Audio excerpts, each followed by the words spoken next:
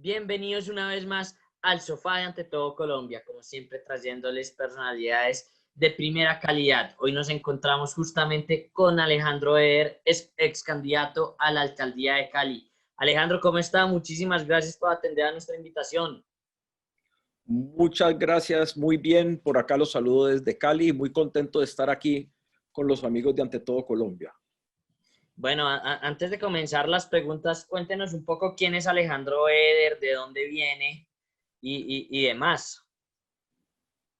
Alejandro Eder es un caleño, es una persona que le ha dedicado su vida entera o su vida profesional, en todo caso, al servicio público, al servicio de la patria. He trabajado en temas relacionados a la construcción de paz en nuestro país, en la reintegración, fui negociador en el proceso de La Habana en las fases iniciales, en las fases secretas y por parte de la fase pública. Fui candidato a la alcaldía de Cali el año pasado, como bien decías, como candidato cívico independiente. No ganamos, pero nos fue bastante bien, 135,000 votos, libres, sin trampa, caminando las calles de Cali por un año y medio y contento con el resultado y además de todo también soy una persona que soy hijo a mucho honor de una familia empresarial de nuestro país que lleva muchas generaciones generando empleo y riqueza para la patria.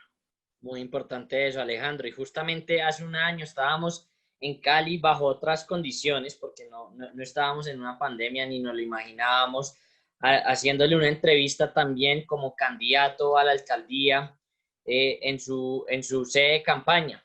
¿Qué ha pasado después de la campaña con usted? ¿A qué se dedica ahora? ¿Cuáles son sus proyectos? Pues después de la campaña, digamos a finales del año entrante, lo primero que hice fue pasar tiempo con mi familia. Una campaña política y sobre todo una campaña bien hecha, con honestidad, caminando las calles, hablando con la gente, pues es algo que exige mucho trabajo, exige mucho tiempo y la verdad que había estado muy alejado de mi esposa y de mi hija. Por cierto, mi hija Alicia nació durante la campaña, nació en febrero del año pasado. O sea que sus primeros 8 meses de vida, pues el papá estaba muy ausente porque yo estaba en la calle haciendo campaña todo el día. Entonces, lo que he hecho, lo primero es recuperar tiempo con mi familia. Segundo, terminando la campaña, mi esposa quedó embarazada de nuevo, quedamos esperando un bebé de nuevo, o sea que eso fue rapidito a trabajar, como quien dice, y estuvimos todo este tiempo de pandemia pues guardados, pasando tiempo con nuestra hija, pero cuidando el embarazo también de mi esposa y la llegada de nuestro hijo Antonio, que nació en agosto, y digamos que ese ha sido mi enfoque principal, ha sido estar con la familia.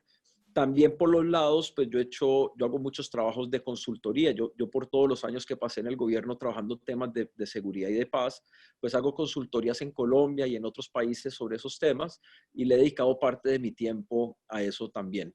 Pero lo más importante es seguir trabajando por mi ciudad, por Cali, por el Valle del Cauca. Apoyé los inicios de la pandemia aquí a distintos sectores a organizarse, sector privado, sector público, a que se pudieran organizar para la llegada de la pandemia y también he estado trabajando mucho con las personas que nos apoyaron el año pasado, los líderes que nos apoyaron en el terreno, consolidando el movimiento y preparándonos para seguir haciendo política aquí en el Valle del Cauca. Qué bueno, Alejandro. Y ahora que hablamos de política, me gustaría preguntarle cómo le parece a usted que ha sido la gestión específicamente en Cali para el manejo de la pandemia.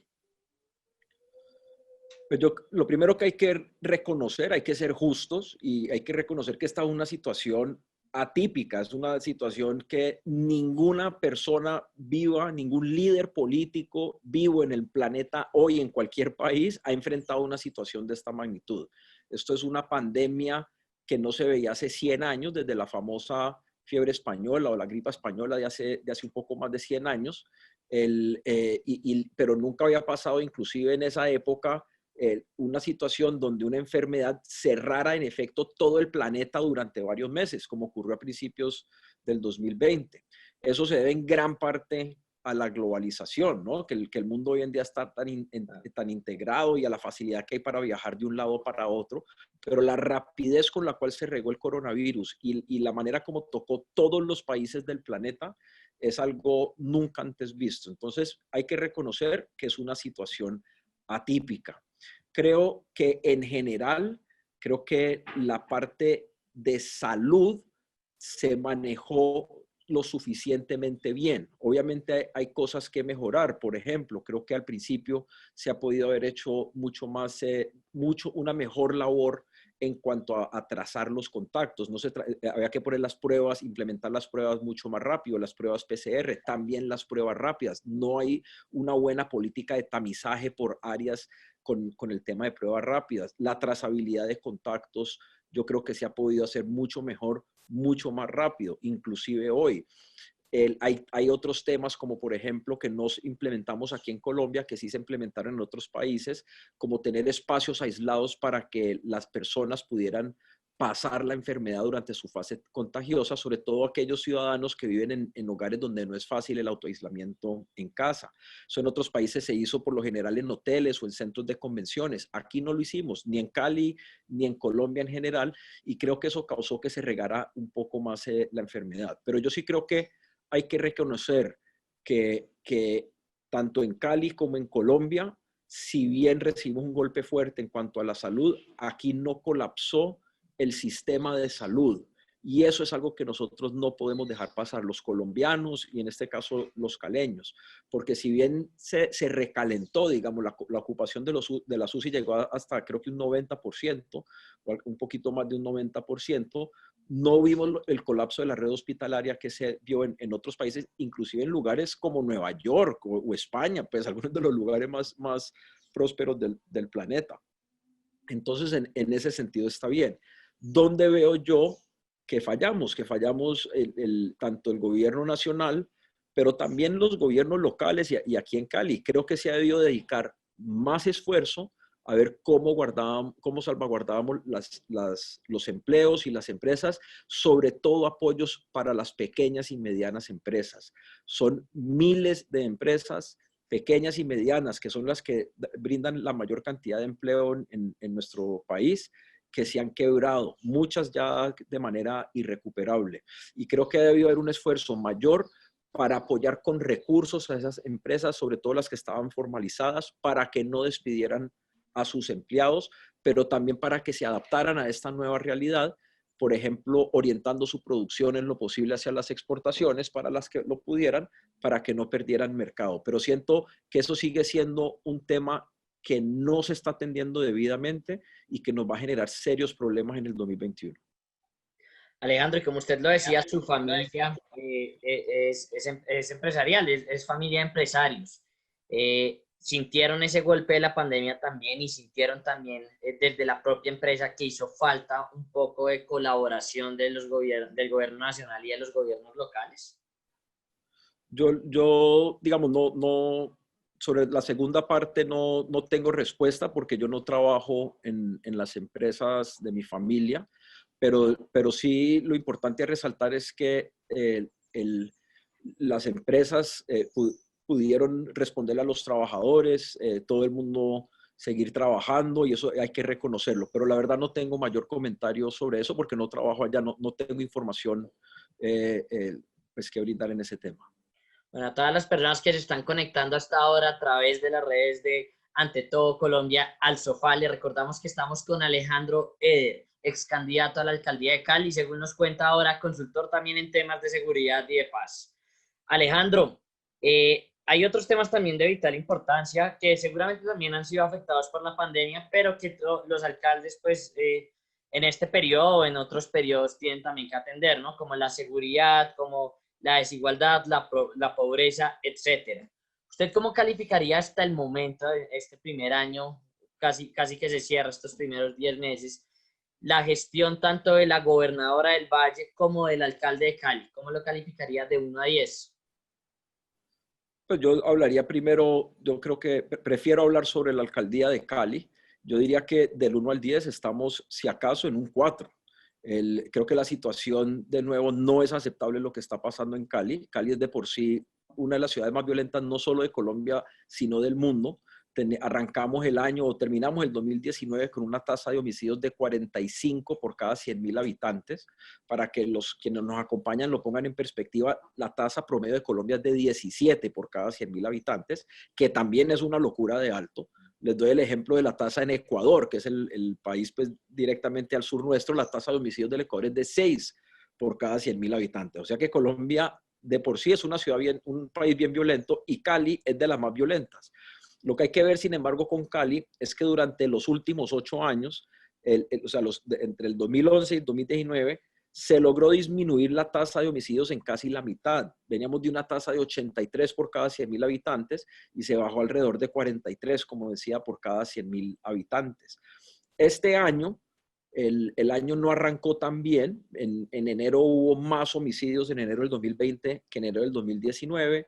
En febrero más o menos se estabilizó pues con comparación al año pasado, y en marzo llegó la pandemia. A causa de la pandemia, lo que vemos es que en marzo y abril cayeron de manera muy importante los homicidios, pero tenía que ver sobre todo con el aislamiento decretado desde el gobierno nacional. Es decir, todo el mundo estaba guardado en la casa. En abril inclusive hubo la mitad la cantidad de muertos fue la mitad de lo que hubo en abril del 2019. Hubo alrededor de 45 homicidios en Cali. El año pasado, en abril, hubo alrededor cerca de 90 homicidios en la ciudad de Cali. Pero lo triste es que a partir de mayo vemos un aumento notable en los homicidios en Cali. Inclusive, desde mayo a la fecha, solo 2 meses, mayo y agosto, han tenido un número de homicidios menor que al que tuvimos para los mismos meses del año pasado, pero en todos los casos siempre más de 85 homicidios en la ciudad. El mes de septiembre, el mes más violento de Cali. Tuvimos un acontecimiento que todo el país vio, que fue la masacre de los 4 jóvenes en el sector de Llano Verde a principios de agosto. 5 jóvenes que fueron asesinados vilmente allá. Pues les cuento que desde la masacre de Llano Verde ha habido alrededor de 160, 180 homicidios en la ciudad de Cali. Y de esos más o menos el 60% eran jóvenes menores de 24 años. Inclusive, y nadie se ha escandalizado con eso, inclusive si vemos la tasa de homicidios de Cali o el número de homicidios totales de Cali en lo corrido del 2019, estamos prácticamente con el mismo número de homicidios, de lo que ha corrido el 2020, tenemos prácticamente el mismo número de homicidios que en el 2019, solo 40 por debajo. Pero si vemos los homicidios de jóvenes menores de 24 años, ya hay un empate. Entonces, lo que vemos es que la violencia que está afectando ahorita está tocando muy fuertemente a los jóvenes, lo cual también tiene que ver con el aislamiento, tiene que ver con que los colegios no han abierto, tiene que ver con los empleos que se han perdido. Y lo que yo siento y lo que más lamento es que aquí no hay una estrategia de seguridad. Lo que hemos visto este año es una decena de planes de seguridad, pero a ninguno se le da continuidad, y cada que hay algún acontecimiento de violencia o de hurtos muy notable, entonces plantean otro plan de seguridad, pero a ninguno se le da continuidad. Eso, digamos, situación compleja de seguridad ciudadana, pues hay que sumarla que Cali está en un barrio complejo. Nosotros estamos rodeados por municipios, en especial Jamundí, Yumbo y Palmira, que también tienen tasas de homicidios por encima o alrededor de 50 por cada 100.000 habitantes. Y hacia el sur de la ciudad tenemos un mar de coca, comenzando con el municipio de Jamundí. En Jamundí ya hay alrededor de 2.000 hectáreas de coca. Eso sería como si en Bogotá hubiera 2.000 hectáreas de coca sembradas en Chía, o si en Medellín hubiera 2.000 hectáreas de coca sembradas en Río Negro. Pues aquí tenemos 2.000 hectáreas de coca sembradas en el municipio vecino hacia el sur, y un poquito más para allá, a un radio de 2 o 3 horas, estamos hablando de que hay alrededor de 15.000 hectáreas de coca sembradas.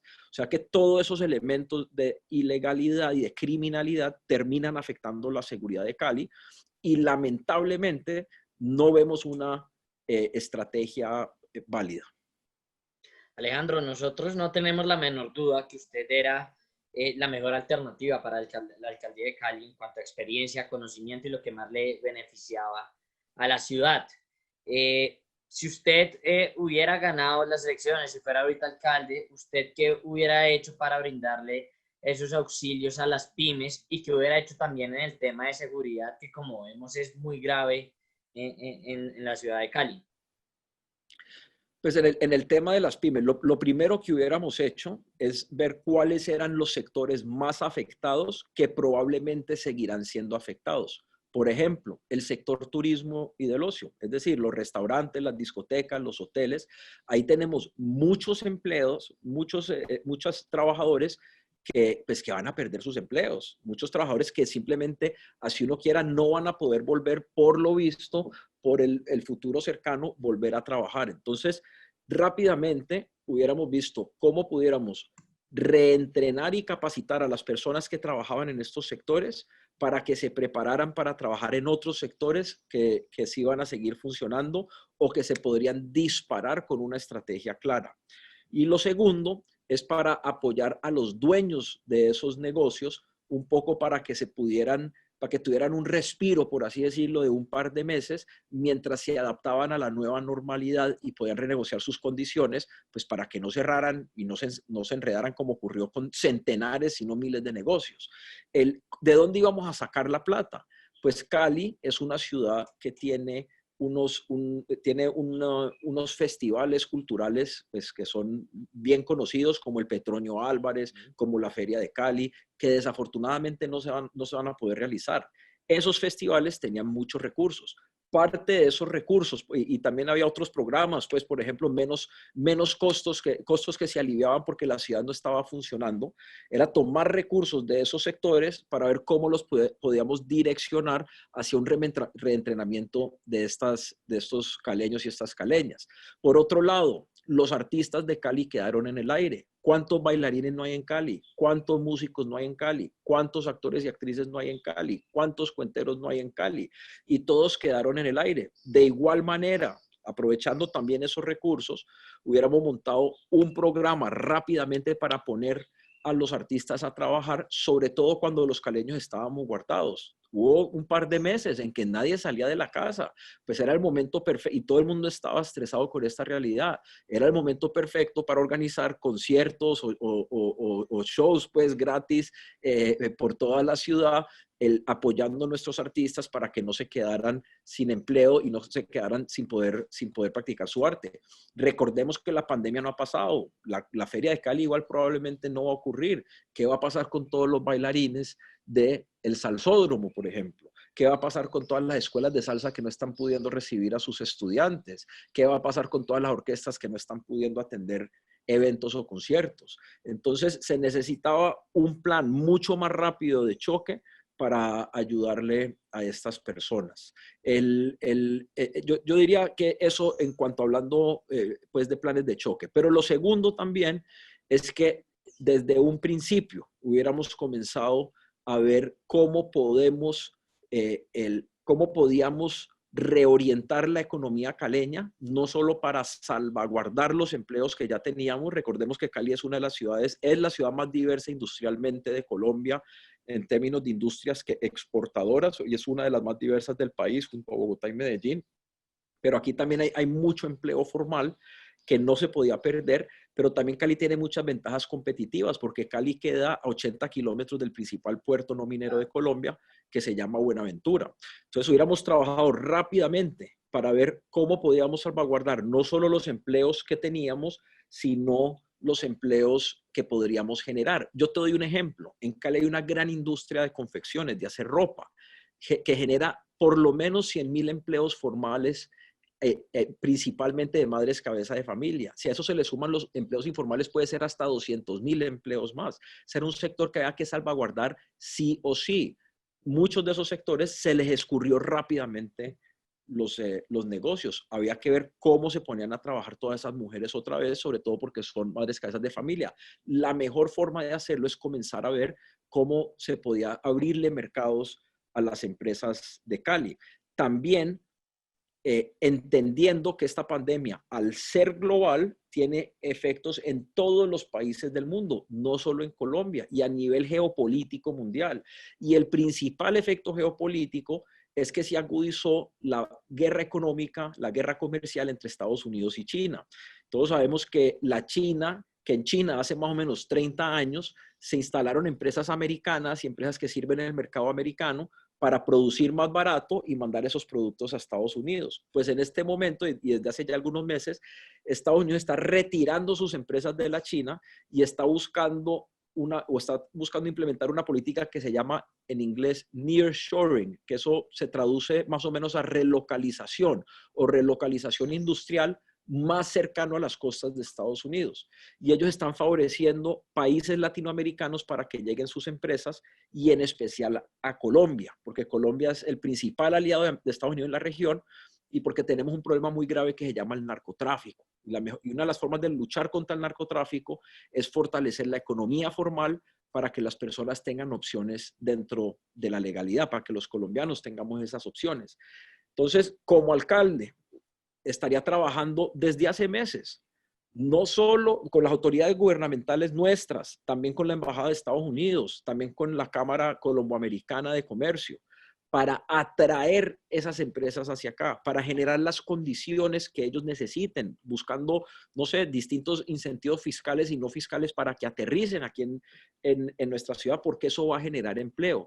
De igual manera, buscaría productos que Estados Unidos antes le compraba a la China, que hoy no se los quieren comprar y quieren buscar proveedores acá, como son los zapatos, los productos farma, los muebles, productos metalmecánicos, productos que se producen aquí en Cali, que no han tenido acceso al mercado americano porque sus proveedores eran chinos, pero que hoy quieren buscar proveedores en Colombia, pues razones geopolíticas, pero también porque Colombia tiene el TLC con las mejores condiciones de cualquier otro país latinoamericano. Hay varios países latinoamericanos con TLCs con Estados Unidos, pero las mejores condiciones de acceso son para los productos colombianos. Entonces, estaría buscando esos, cómo podemos abrir mercado, sobre todo para las pequeñas y medianas empresas, porque hay muchas pequeñas y medianas empresas que producen bienes o servicios que son exportables a Estados Unidos. Entonces, hay que prepararlos y había que invertir plata para y trabajar de la mano con la Cámara de Comercio, con la ANDI, con FENALCO, para identificar cuáles eran esas empresas con ACOPI, para ver además cómo podíamos ayudarles a que se orientaran y a que exportaran. Y de esa manera, no solo salvaguardar los empleos, como decía, sino generando empleos nuevos. Bueno, Alejandro, como usted lo dice, esta es una situación que nadie se esperaba y que es difícil de actuar, pero definitivamente con una persona que tuviera experiencia y conocimiento en todos los temas económicos y de reactivación, como nos ha demostrado usted en esta respuesta, pues hubiera sido un poco distinto. Pero me gustaría cambiar un poco el Pero ellos sí tema. te diría, Luis Sí, Felipe, y es sí, que todavía estamos a tiempo. Es decir, cierto, es que te digo, esta vaina no es que se va a acabar pasado mañana. O sea, prepárense porque vamos a tener 2 años más de esto. claro. Y todavía estamos a tiempo, pero esa oportunidad, ese golpe de oportunidad, se le va a cerrar rápidamente la ventana, porque las empresas americanas se están saliendo hoy de la China. Entonces, tenemos algunos meses más para que, ahí sí no solo Cali, también Colombia. Ojalá lleguen a Cali y al Valle del Cauca. Pero si llegan a Barranquilla o a Medellín o donde sea, pues también bienvenidos sean porque es que necesitamos que Colombia gane esta posibilidad. No olvidemos que de toda gran crisis surgen oportunidades únicas y esta es una oportunidad única que Colombia está posicionada como ningún otro país para beneficiar. Tiene toda la razón, Alejandro, y ojalá lo escuchen las autoridades locales y las nacionales para hacer algo por los empresarios que brindan el empleo en el país, en últimas, los ingresos económicos y la comida para las familias de Colombia. Me gustaría cambiar de tema, Alejandro, y también hablar de algo muy coyuntural en este momento, y es la minga. Preguntarle a usted qué piensa sobre las manifestaciones de la minga de estos últimos días y también su opinión al respecto de la fiesta que hicieron hace unos días las personas de la Minga, justamente en Cali. Pues mira, yo soy una persona altamente demócrata. Yo creo que nosotros somos unos privilegiados de vivir en un país libre, por más imperfecto que sea nuestro país. La verdadera libertad se logra con el desarrollo y con el bienestar social y económico, y aquí todavía nos falta mucho en ese sentido, pero igual hay ciertas libertades que nosotros nos podemos dar que en otros países no, como la protesta o uno expresarse, y creo que eso está bien. Es decir, yo le reconozco a la Minga que su paso por Colombia, incluyendo en Bogotá ayer, fue bastante pacífica, sobre todo comparado a las otras protestas que ha habido en estos días. Me preocupa un poco pues que todavía estamos en medio de una pandemia y pues que es muy complejo una manifestación de ese tamaño, de centenares de personas, pero también digamos, eh, es decir, con todo y todo, creo que ya hicieron la minga, fueron hasta Bogotá, dieron ejemplo de buen comportamiento y listo, y sale.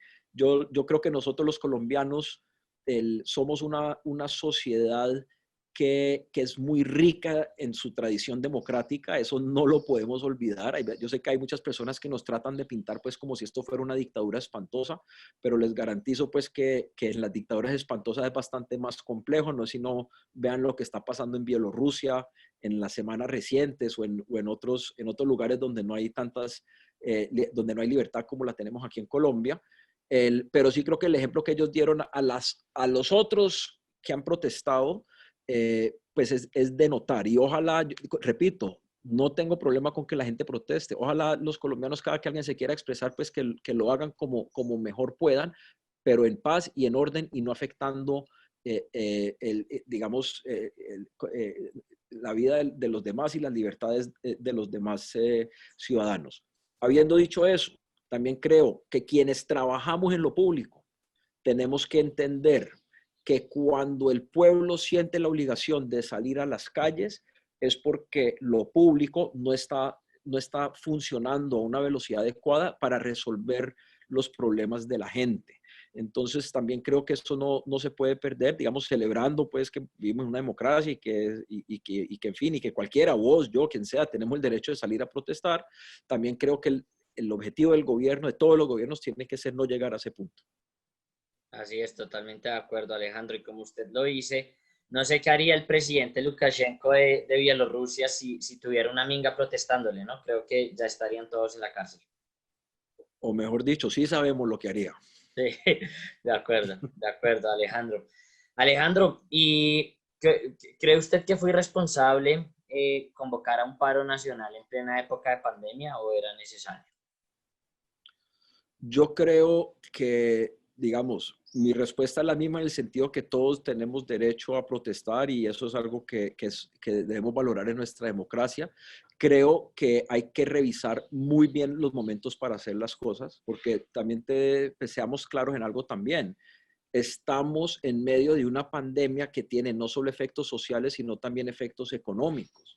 Y uno llamar a un paro en un momento en que lo que la gente quiere hacer es trabajar, pues eso lo que va a hacer es que va a entorpecer un poco más la reactivación económica y eso va a afectar sobre todo a las pequeñas y medianas empresas, sobre todo. Entonces, lo que queremos hacer ahorita es que se reactive la economía y yo también siento que en la gran mayoría del país no hay clima para hacer un paro nacional. Es decir, aquí lo que queremos es volver a arrancar. Entonces, yo lo que sugiero es arranquemos. Habiendo dicho eso, no se puede desconocer que hay algunos ciudadanos que tienen descontentos. Pues y esos descontentos no son nuevos, son desde hace un año. Desde hace un año estamos viendo estos paros en Colombia. Sí, entendido, hubo una pandemia de por medio, o sea, hay que ser claros con las cosas, pero también hay que empezar a resolver los temas porque es que el país ya tiene que tomar otro rumbo. Totalmente de acuerdo, Alejandro. Alejandro, ahora me gustaría, le voy a dar dos palabras y usted me dice con esas dos palabras qué personalidad política o qué líder político de Colombia se le viene a la mente. Las palabras son caos y desorden. Caos y desorden, pues depende en qué sentido. Si es una persona que está generando caos y desorden, pues claramente el señor Petro es un gran ejemplo de eso. Y si es una persona que está generando caos y desorden, uno que está llamando lo otro que lo está generando, pues ese sí me tocaría pensarlo un poquito más. Pero yo diría que es por ahí el asunto. De acuerdo, Alejandro. Ya desafortunadamente se nos está acabando el tiempo con Alejandro pero me gustaría también que nos contara cuáles son sus planes a futuro? ¿Tiene de nuevo aspiraciones políticas y participar de nuevo en elecciones en el futuro próximo o qué viene para usted? Yo, mientras tanto, mi prioridad sigue siendo mi familia, seguiré feliz gozando a mis hijos, a mis papás que ya están mayores, cuidándonos mucho en medio de esta pandemia y esta será mi prioridad en este momento. Pero yo soy un hombre público, soy un patriota, soy un servidor de Colombia y yo seguiré trabajando por Colombia siempre. Eso sí, que no les quepa la menor duda. Qué bueno escuchar eso, Alejandro. Un último mensaje que le quiera dar a todas las personas que nos están viendo en este momento. El último mensaje son dos. Primero, por favor, dejemos de darle varillazos a Colombia, porque es que todo el mundo, de lado y lado, y no es solo, algunos van a decir, sí, es que esa izquierda, sí, es que esa derecha, no. Todo el mundo le da varillazos a las instituciones, al país, a la democracia, como si fuéramos un desastre. Esa no es la forma de hacerlo. Aquí tenemos que, siempre habrá cosas que mejorar, pero tenemos que hacerlo no desde el odio y la polarización, tenemos que hacerlo desde el patriotismo y desde el amor por Colombia. Y el segundo mensaje que quisiera dejarles es, por favor, no olviden que todavía estamos en medio de una emergencia sanitaria, no solo en Colombia, sino a nivel mundial. Esto no es que ya pasó, esto no es que no, que ese coronavirus como que no pegó, no, eso no es así, está pegando, está por ahí. Colombia creo que es el quinto país en el mundo con mayor número de positivos confirmados. Tenemos ya más de 1 millón de personas que han sido contagiadas, que sepamos con el coronavirus, probablemente son muchos más. En las últimas semanas veo que todo el mundo está un poco más flexible saliendo a la calle. Es probable que nos vaya a pegar una segunda ola. Entonces, por favor, cuidémonos, tapabocas, distanciamiento social y lavándose las manos. Eso es lo único que se ha demostrado en el planeta que funciona al momento para prevenir el coronavirus. Por favor, que pues sigamos cumpliendo con ellos. Quédate en casa si te es posible y si no, lavándose las manos, tapabocas y distanciamiento social. Que así sea, Alejandro. Dos muy importantes mensajes. Un respeto total a las instituciones democráticas del país y al mismo tiempo seguir cuidándonos del COVID-19. Alejandro, muchísimas gracias por acompañarnos hoy acá nuevamente en el sofá con Ante Todo Colombia. Muchas gracias y un saludo a todos los televidentes. Y a todos los que se conectaron con nosotros el día de hoy, les enviamos un gran abrazo y esperamos que la próxima semana sigan conectados con nosotros, con invitados de primer nivel. Muchas gracias.